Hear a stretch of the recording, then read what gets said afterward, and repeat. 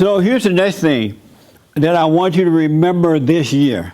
All right? So I want to, because I'm going to tell you what the theme is in a minute. I want you to remember that everything that happens to you is your own fault. When you wake up, the children of the lie will yell at you and call you names and all that. That doesn't mean anything. But every personal thing that happened to you in your life is your fault. No one else's fault. And it's your fault because you do wrong. You're doing wrong. And that's what's coming back on you. When you're right and you have faith, you only get right back. That doesn't mean the children of the lie are going to try to hurt you. They will try to hurt you, but that's nothing. But in your own personal life, when you do wrong, all in the name of Jesus, that's all you're going to get back. You can pretend you're doing right or whatever. Here's an example. I used to date a lot. And when I would break up with the woman, I would feel so sad, like I lost God or something, right? Like all I want to do is sit by the dock of the bay and watch the time go by. And then I would blame her for it. Oh, she left me. She did this and she did that, right? And I didn't know until recently, the last couple of years since I woke up, well, 29 years now, that I was doing wrong. I was being with a woman that I wasn't married with. I was having sex with her. I was catering to her. Everything I was doing was wrong, and that's why wrong came back. That's why I suffered, because I was doing wrong. And I know a lot of you are, I don't know about you in here, but are living together, making babies out of wedlock, or having sex with these women and the women with the men, and you're suffering for it. That is your own fault. You're not going to get good back from doing wrong. It's just not going to happen, because you can't serve two gods. And every man and woman who have sex or live together without marriage out of wedlock is of their father, the devil. And you're trying to get something from that person that's lost, that's missing inside of you. And they're not going to give it to you. They don't have it. If they had it, they wouldn't be living with you without being married. How many people understand that? All right. Now, just one example. You can let a family member move into your house and you know you shouldn't let them. And they do you wrong, that's your fault, not the family member. That is your fault, not the family member. Because you knew, well, I shouldn't let this person move into my house. Oh, but this person is in need. But they're lying. And you say, okay. And then you end up getting robbed or whatever happened. They eat up all your food out of the refrigerator. Your mouth all wet from some ham hocks. And they ate up your ham hocks. That's your fault. I'm telling you, you're going to see why you're suffering. And everything you're suffering, you bring it on yourself. It's not from God. It's from your father, the devil, deceiving you. And the world has deceived you too. Every breakup that you have with your man or with your woman, if you've been together without being married, or you had an arranged marriage, it's all your fault. There's no one else. They don't work. Those things do not work. Anybody disagree with that? You disagree, okay. Well, no, I don't disagree. I'm just wondering, what about the arranged marriages? How is that the person's fault, the woman that's being forced to marry the men? Well, that's a good point. What I meant was, as the person get older and they allow themselves to be forced to get married, because no one, your family member, I don't care what the culture is or whatever going on, as an adult, you're responsible for you. You can say, no, I'm not getting married. I don't like that person. I don't want that person. You marry them. Right, but some of these women are children, like they're young. Then it's the adult fault when they force the kids to do it. But I'm glad you bring it up. All adults, anybody that's 18 and over, you're responsible for your own life. And ladies, when you get with men and they cheat on you, that's your fault. Don't go on Oprah and talk about, oh, he cheated on me. You cheated too because you had sex with him. You weren't married to him. So you only get it back what you put out. And black people, because I don't know if other races do this, don't loan money to black people. Because we all, as black people, we know we're not getting it back. But people still, oh, they needed it. And that's their problems. If you loan money to a black person, you ain't get it back. And you already know that. And then if you ask them for it, when you run into them, they'll cuss you out. Why are you asking me for the money? I ain't got no money. They'll give you attitude. Have you noticed that? That's your fault. You should have never given them the money. We are so responsible for our own actions. It's so amazing. It's nobody else's fault but yours. So remember that this year. Yes, sir. I think I saw your head too, but right here. That's Travis. Yeah. You know Travis? No, I've never met him. He works on the fallerstate.tv. But yeah, Jesse, I mean, I let a white guy borrow some money, and he didn't pay me back. That's your fault. But you're right. It is my fault. Yeah, because you already knew he wasn't going to pay back. Yeah. But you went into your head, you felt sorry for him, or you wanted something from him, and he took your money. Is that right? Yeah. Yeah. It doesn't matter the color. I'm just saying we got to be aware. And black people know black people are not going to pay back.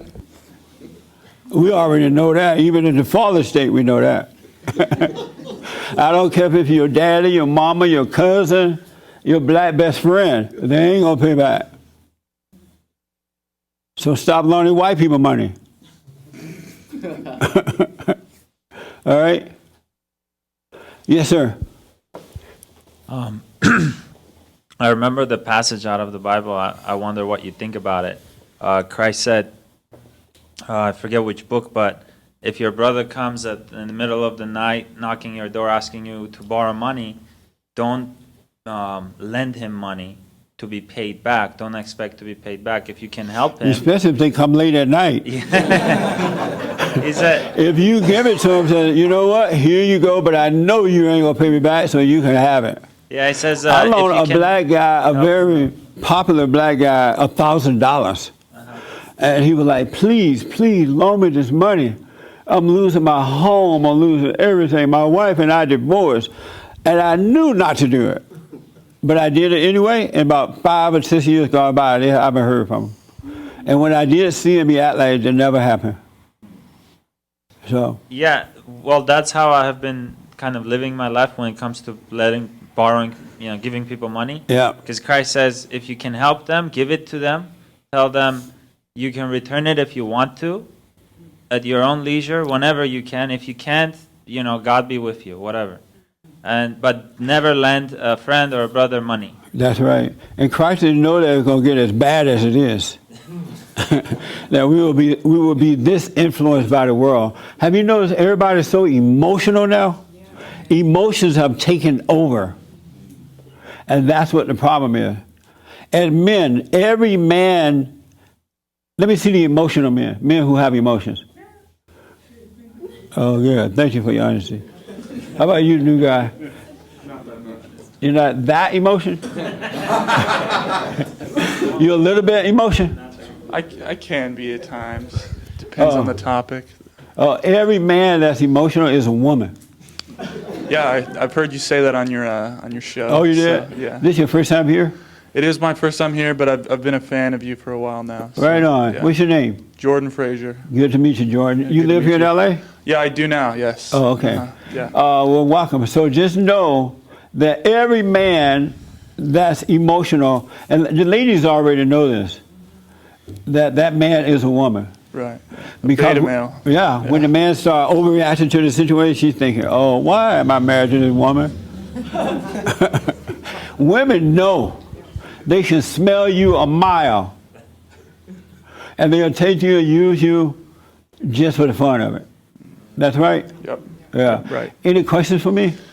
No questions right now. Oh, okay. Just gonna. Are you doing the silent prayer? I don't know what that is. I was curious. Okay. Yeah, I haven't heard that on the show or anything. So. I made a silent prayer that allows you to pray to God. Just be still and know Him. Okay. Come out. Be aware of all your thoughts. Don't control them. Don't deny them. Don't try to pick out the good ones for the bad ones. Just watch them all. Let them pass. and then you can hear from God. Got Because the only thing that's left when you're not in your head, the truth is there to guide you.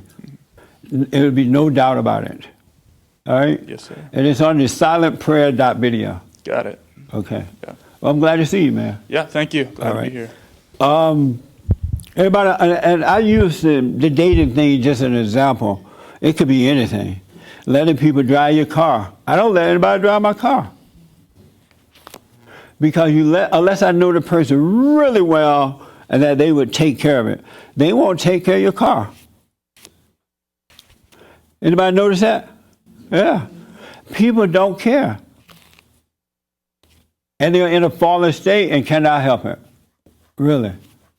All right. Any questions about that? About that? Yes, sir. Borrowing money?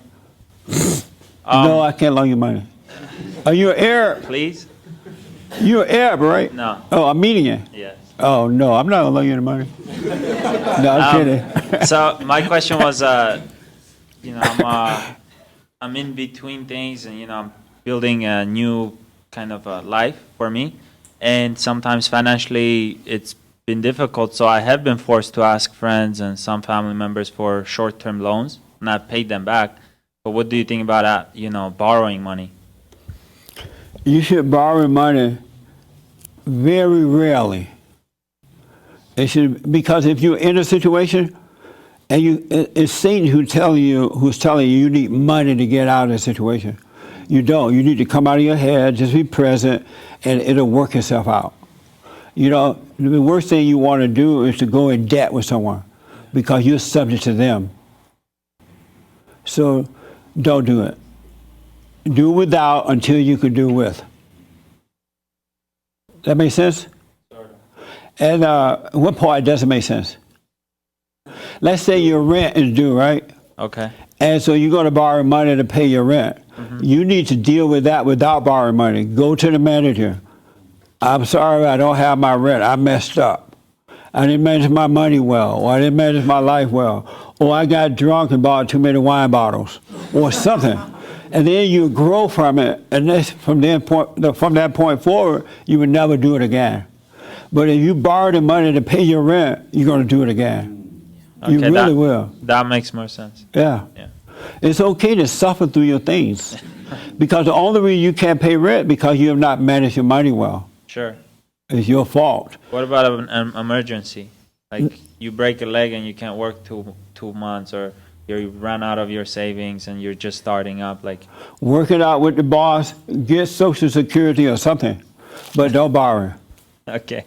Because you are subject. We're supposed to be, the children of God are the lenders, not the borrowers. Because the moment you borrow money from someone, you're a slave to that person. Isn't that right? Yes. Yeah, you're a slave to that person. Yeah, I get it. They own you. And children of God, everything has been created for us. We got to start acting like it. And speaking of money, the one thing I'd like to see all of you do, and those online, is every time you get paid this year, put 10% away and live off the rest. And put 10% away until an investment opportunity come along. And it will come along. And you'll have that money. You'll be surprised how it will build up. And you'll have that money to invest, and one thing will lead to another. And so you can put 10% away, don't think about it anymore, and you can pay rent, put a little money in your pocket, buy food, or whatever else with the money you have left over from the 10%. So make sure you do that. And no matter how down you get, don't touch that 10%. And you'll be amazed at what will happen. Anybody disagree with that? That's a simple way to overcome your problems. You got to, and you're supposed to give, but you're supposed to save 10%. All right?